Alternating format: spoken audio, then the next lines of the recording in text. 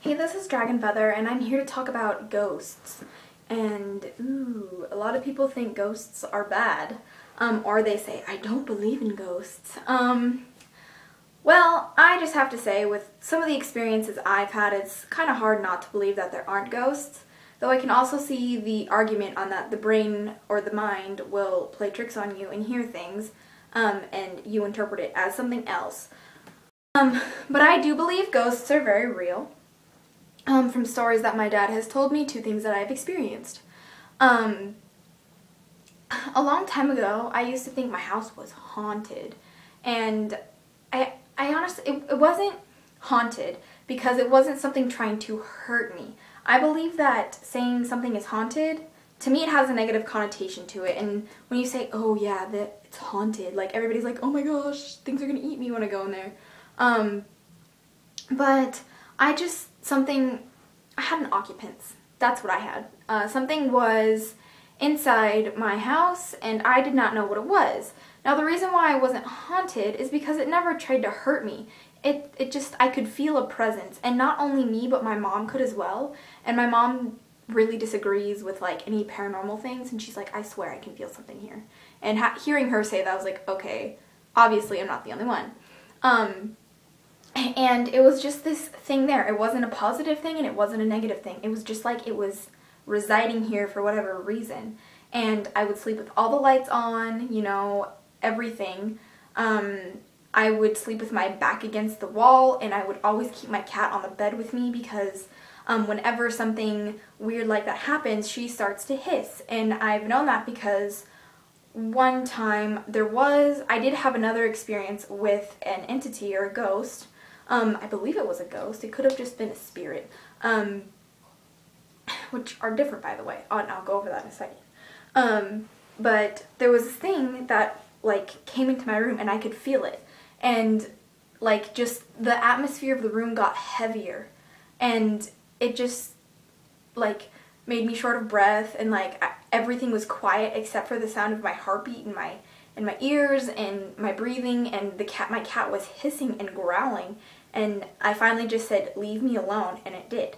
And some of these things can be very scary. And, you know, there's certainly there's ways to protect yourself, which I'll also go over in a second.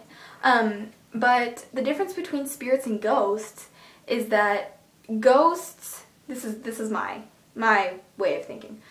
Ghosts are people who were alive that are trapped here. And spirits are just, you know, an essence that goes around. Like, they weren't ever alive per se, but they are alive on some other plane. And ghosts are usually have unfinished business. I don't know if you guys have heard that before. And spirits usually just are there.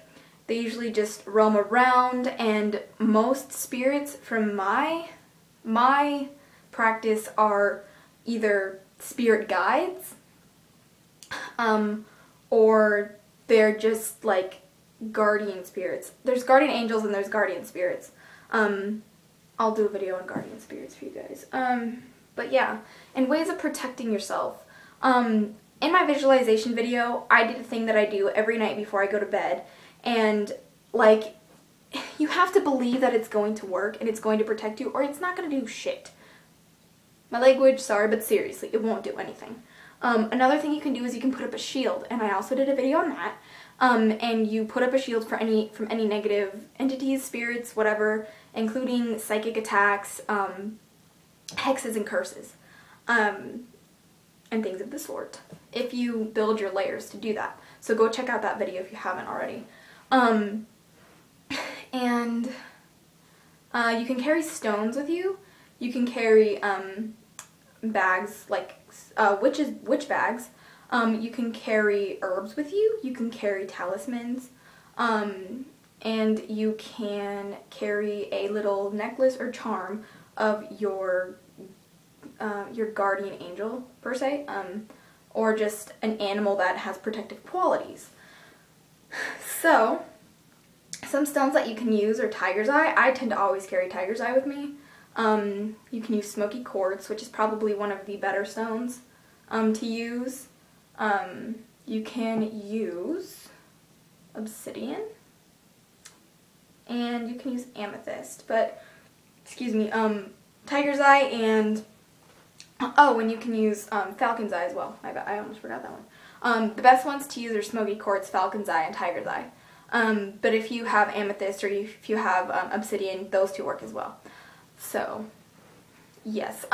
Just be careful and don't go out of your way to invoke spirits, unless they're your spirit guides, which are there for a purpose, you know? And don't annoy them. Don't be like, oh, you know, don't do Bloody Mary or whatever, because I'm sure if there's a spirit that wants some fun or a ghost that's in the room or around and hears you doing that, they're going to scare you to have fun.